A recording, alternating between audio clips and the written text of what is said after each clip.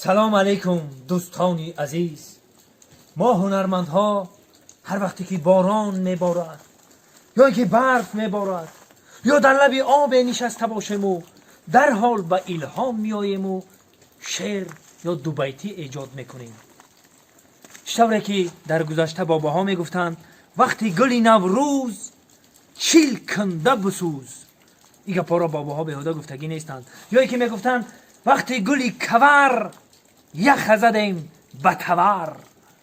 انا من هم الهام گرفته با سخنهای باباها با گپهای باباها الهام گرفته گفتنیم